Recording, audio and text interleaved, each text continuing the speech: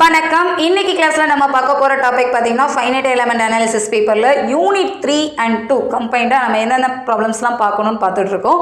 இப்போ பார்க்க போகிறது problems on element strain matrix. So E matrix எப்படி பார்க்குறதுன்னு பார்க்க போகிறோம். ஸோ இதுக்கு ரெலவெண்ட்டாக தியரி கொஷின்ஸ் 2 மார்க் கொஷின்ஸ் எல்லாம் நிறைய நம்ம பார்த்துருக்கோம். பார்க்காதவங்க கண்டிப்பாக பிளேலிஸ்ட்டில் போய் பாருங்கள்.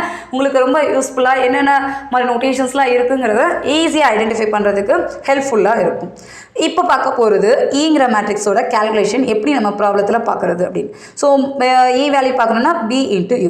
ரொம்ப சிம்பிளான ஃபார்முலா தான். ஸோ ஈங்கிறது அந்த XY பாயிண்ட்ஸ் கொடுப்பாங்களா 2 டைமென்ஷனில் இருந்தால் அப்போ EX EY gamma XY. Formula பார்த்தீங்கன்னா 1/2a beta 1 0 beta 2 0 beta 3 0 0 gamma 1 0 gamma 2 0 gamma 3 and கம்பைண்டாக gamma 1 beta 1 gamma 2 beta 2 gamma 3 beta 3. இந்த பாயிண்ட்ஸ் எல்லாம் எப்படி பார்க்குறதுங்கிறது ப்ரீவியஸாக நம்ம நிறைய ப்ராப்ளம்ஸ் பார்த்துருந்தோம். ஆல்ஃபா 1 பீட்டா 1 காமா 1 எப்படி பார்க்குறது, N1 N2 N3 shape functions பார்க்குறதுன்னு டிஸ்கிரிப்ஷனில் லிங்க் இருக்குது. ஸோ கண்டிப்பாக அந்த வீடியோஸ் பார்த்தீங்கன்னா என்னென்ன ஃபார்முலாஸ் இருக்குங்கிறது நமக்கு ஈஸியாக புரியும். யூங்கிறது மொத்தம் பாயிண்ட்ஸ் பார்த்தீங்கன்னா 3 பாயிண்ட்ஸுங்கிறப்ப 6 வேல்யூஸ் எழுதலாமா. U1 B1 U2 V2 U3 B3. ரொம்ப சிம்பிள். ஜஸ்ட் இப்போ ஃபார்முலா மட்டும் தெரிஞ்சுக்கலாம். இப்போ ப்ராப்ளம் பார்க்கலாம்.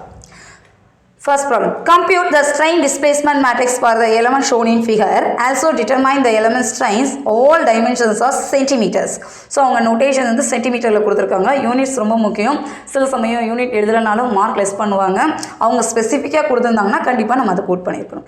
And datas R given U1 B1 U2 V2 U3 B3. ஒரு டயக்ராம் கொடுத்து பாயிண்ட்ஸும் கொடுத்துருக்காங்க.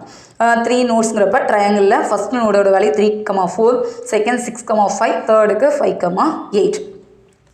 நமக்கு strain displacement matrix the word கொடுத்துட்டாலே நமக்கு இந்த ஞாபகம் வரணும். ஸோ ஸ்ட்ரெயினாலே இ மேட்ரிக்ஸ் தேவை. ஈனா பி அண்ட் யூவோட வேல்யூ தேவை. யூனா நமக்கு ஆல்ரெடி டேட்டா கொடுத்துட்டாங்க. அப்போ பி மேட்ரிக்ஸ் மட்டும் பார்த்தாலே போதும், அழகாக அட்டன் பண்ணிடலாம்.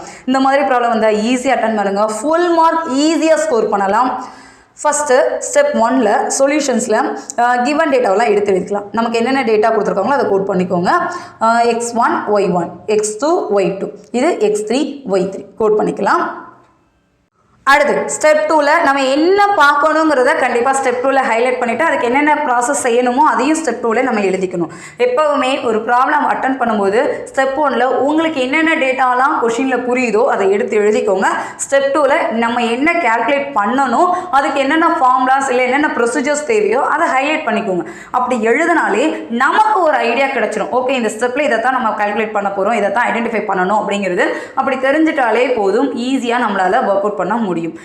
ஃபார்முலாஸ்லாம் அந்தந்த இடத்துல மட்டும் சப்ஸ்டிட் பண்ணணும்னு தேவையில்லை. ஃபஸ்ட்டு நீங்கள் எழுதிட்டிங்கன்னா அதுக்கு உங்களுக்கு மார்க் அலாட் பண்ணும்போது ஈஸியாக ஸ்டெப் மார்க்ஸ் ஈஸியாக கிடைக்கிறதுக்கு சான்சஸ் அதிகம். ஸோ ஸ்டெப் 2ல் ஸ்ட்ரெயின் டிஸ்பிளேஸ்மெண்ட் மேட்ரிக்ஸ் பி பார்க்கணும். அதுக்கு நம்ம ஈயோட வேல்யூ இ மேட்ரிக்ஸ் பார்க்குறதுக்கு பி மேட்ரிக்ஸ் தேவை, அதை கோட் பண்ணிக்கும். அப்போ என்ன தேவை, பிங்கிறப்ப 1/2a மேட்ரிக்ஸை எழுதிக்கும். இப்போ ஃபர்ஸ்ட் ஆஃப் ஆல் இதில் ஏவோட வேல்யூ என்னன்னு தெரியணும். ஸோ ஏ வேல்யூ தெரியணும்னா நமக்கு ஃபார்முலா கேஸ் 1 போட்டுக்கோங்க. 1/2 1 1 1 X1 Y1 X2 Y2 X3 Y3. இதில் எல்லா வேலையுமே நீங்கள் அப்ளை பண்ணலாம். அப்போ 1/2 அந்த ட்ரையாங்கிள்லேருந்து நம்ம X1 Y1 ஸ்டெப் 1ல் எழுதணும்ல அந்த டேட்டாலாம் எடுத்து எழுதிக்கோங்க. இது ஜஸ்ட்டு பேசிக் டிட்டர்மினன்ட் தான். ஒர்க் அவுட் பண்ணால் என்ன இருந்திருக்கலாம், 48 - 25. செகண்ட் வேல்யூ எழுதும்போது மைனஸில் எக்ஸ்பேண்ட் பண்ணணும். -3 × 8 - 5. தேர்ட் வேல்யூ +4 × 5 - 6 எழுதிக்கலாம். இப்போ சப்ஸ்டியூட் பண்ணுங்கள். ஒர்க் அவுட் பண்ணால் நமக்கு வர ஆன்சர் பார்த்தீங்கன்னா 5. இது ஏங்கிறது ஏரியாங்கிறப்ப சென்டிமீட்டர் ஸ்கொயரில் தான் எழுதணும். அவங்க டேட்டா சென்டிமீட்டர்னு கொடுத்ததுனால நம்மளும் சென்டிமீட்டர்னே எடுத்துக்கலாம். So A = 5 cm². First of all அப்போ ஏவோட வேல்யூ ஃபார்முலாவில் கேல்குலேட் பார்த்தாச்சு. அடுத்து பீட்டா 1 பீட்டா 2 காமா 1 காமா 2 தேவை. நம்ம ப்ரீவியஸ் ப்ராப்ளத்தில் எல்லாமே ஆல்ஃபா 1 ஆல்ஃபா 2லாம் பார்த்துட்டு அதில் ஷார்ட்கட்டாக ஃபார்முலா ஞாபகம் வச்சுருந்தோம். இதில் நமக்கு ஆல்ஃபா 1 கேட்கவும் இல்லை, நமக்கு எந்த ஸ்டெப்லையும் அது தேவைப்படவும் இல்லை. ஸோ ஆல்ஃபா 1 பார்க்கல. இல்லை எனக்கு ஆல்ஃபா 1 பார்த்தா தான் பீட்டா 1 பீட்டா 2 ஃபார்முலாலாம் எழுத முடியும்னா நீங்கள் எழுதிட்டு அதுக்கடுத்து ஒர்க் அவுட் பண்ணுங்கள், ஒன்றும் ப்ராப்ளம் இல்லை. இப்போ உங்களுக்கு ஃபார்முலாங்கிறப்ப பீட்டா ஒன்னோட வேல்யூனா 1னா 2 3, 2னா 3 and 1, 3னா 1 2 இந்த மாதிரி தான். ஸோ இதே மாதிரி எக்ஸ் ரெலவெண்ட்டாக எழுதிக்கும். இப்போ இதுக்கு வேல்யூவெல்லாம் எழுதிக்கலாம். So y2 minus y3 data கரெக்டாக எழுதிக்கலாம். y3 minus y1, y1 minus y2 இதே மாதிரி எக்ஸுக்கு கம்பைண்டாக கண்டுபிடிங்க. இல்லை ஒவ்வொரு ஸ்டெப்பாக தனித்தனியாக எழுதினாலும் ஓகே தான். So our answers are beta 1 beta 2 beta 3 value -3 4 -1, gamma 1 gamma 2 gamma 3 வேல்யூன்னு பார்த்தீங்கன்னா -1 -2 3. அவ்வளோதான். நமக்கு பிங்கிற மேட்ரிக்ஸ் இந்த ரெண்டு நோட்டேஷன்ஸ் தான் தேவை. 1/2a ஏங்கிறது போன ஸ்டெப்பில் பார்த்தாச்சு. Beta 1 beta 2 beta 3, gamma 1 gamma 2 gamma 3 and gamma 1 beta 1 gamma 2 beta 2 gamma 3 beta 3. This is our required strain displacement matrix. முடிஞ்சது. பட் நமக்கு கேட்டிருக்கிறது எலமெண்ட் ஸ்ட்ரெயின் இ மேட்ரிக்ஸ் தான் கேட்டிருக்காங்க. ஸோ இப்போ இதை தூக்கி நம்ம யூவோட வேல்யூவோட கம்பைன் பண்ணலாம். element strain u e equivalent to bu. So element strain ex ey gamma xy எழுதணும். பிங்கிறப்ப ஃபார்முலா எழுதிக்கோங்க. இந்த variable u1 v1 u2 v2 u3 v3 எழுதிக்கலாமா? இப்போ எல்லா வேல்யூமே நமக்கு தெரியும் அழகாக. அதெல்லாம் அப்ளை பண்ணுங்கள். ex ey gamma xy equivalent to 1/10. இப்போ பார்த்துருக்கிற இந்த ஸ்டெப் அப்படியே எடுத்து எழுதிக்கோங்க. இந்த டேட்டா எல்லாமே நமக்கு கொஷின்லேயே கொடுத்துருக்காங்க. ஸோ அந்த டேட்டாவை u1 v1 u2 v2 u3 v3 கரெக்டாக எழுதிக்கலாம். இப்போ நமக்கு மேட்ரிக்ஸ் மல்டிப்ளிகேஷன் தான் தெரியணும். அது தெரிஞ்சால் இந்த ப்ராப்ளம் ஈஸியாக முடிச்சிடலாம். இப்போ இஎக்ஸ் வேல்யூ தேவையா? அப்போ ஃபஸ்ட் ரோ வச்சு மட்டும் நீங்கள் ஒர்க் அவுட் பண்ணிக்கோங்க. இந்த ரோ இந்த காலம் ஃபுல்லாக. அப்போ -3 இன்ட்டு தட் இஸ் வேல்யூ 0ங்கிறப்ப 0 தான் வரும். அதை ஸ்கிப் பண்ணிடலாம். 4 இன்ட்டு அடுத்து -1 இன்ட்டு. ஸோ எந்தெந்த ஆர்டர்லாம் 0 இருக்கோ கொஞ்சம் கேர்ஃபுல்லாக எழுதுங்க. இல்லை அப்படின்னா ஒரு ஸ்டெப் எழுதிட்டு அடுத்த ஸ்டெப்பில் 0ன்னு சப்ஸ்டிட் பண்ணிவிட்டு நீங்கள் ஒர்க் அவுட் பண்ணலாம். ப்ராப்ளம் இல்லை. ப்ராப்ளம் எழுதும்போது கொஞ்சம் வேகமாக எழுதாமல் ஒவ்வொரு ஸ்டெப்பாக நம்ம மூவ் பண்ணால் ஆன்சர் ஈஸியாக கிடைக்கும். ஸோ இப்போ இதை ஒர்க் அவுட் பண்ணால் நமக்கு இஎக்ஸோட வேல்யூ பார்த்தீங்கன்னா 0.01. சூப்பர். அடுத்து இஒய்யோட வேல்யூ. இஒய்னா செகண்ட் ரோவை இந்த காலத்தால் மல்டிப்ளை பண்ணுங்கள். இப்போ ஃபஸ்ட் வேல்யூ 0 ஆகிடும். Second value minus, third value minus of minus plus ஆகும்.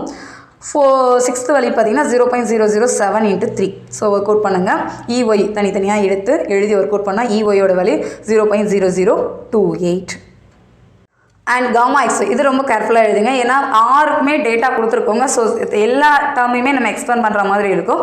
நிதானமாக எழுதுனா ஆன்சர் கரெக்டாக வந்துடும். ஸோ -0.003. அப்போ நமக்கு இஎக்ஸ் வேல்யூ தெரியும், இஒய் வேல்யூ தெரியும், காமா எக்ஸ்ஒய் தெரியும். ஸோ தனித்தனியாக பார்த்தது எல்லாத்தையும் மேட்ரிக்ஸாக கோட் பண்ணிக்கோங்க. First value EX value 0.001, second value 0.0028, third value 0.0039. This is our required strain matrix value. அவ்வளோதான். இந்த மாதிரி கொஷின்ஸ் வந்தால் கண்டிப்பாக அட்டன் பண்ணுங்கள். ஒரு தடவை நீங்கள் பார்க்காம எழுதி பார்த்தாலும் சரி, பார்த்தே நீங்கள் கோட் பண்ணாலும் சரி, ஃபார்முலாஸ் தெரியுதா எப்படிலாம் எக்ஸ்பிளைன் பண்ணணும், அந்த மைனஸ் ப்ளஸ் மட்டும் கொஞ்சம் கேர்ஃபுல்லாக எழுதுங்க. ஒரு இடம் தப்புனாலும் நமக்கு டோட்டல் ஆன்சருமே அது பிரேக் பண்ணும்.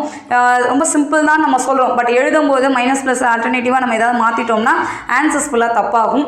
ஸோ எழுதி பாருங்கள். உங்களுக்கு ஏதாவது டவுட் இருந்ததுன்னா கமெண்ட் பண்ணுங்கள். kanidapazhai@gmail.com மெயில் ஐடிக்கு அனுப்புங்க. சப்ஸ்கிரைப் பண்ணுங்கள். உங்கள் ஃப்ரெண்ட்ஸ் எல்லாருக்கும் ஷேர் பண்ணுங்கள். யூனிட் 3 ரெலவெண்ட்டான ப்ராப்ளம்ஸ் நெக்ஸ்ட் வீடியோவில் பார்க்கலாம். தேங்க்யூ.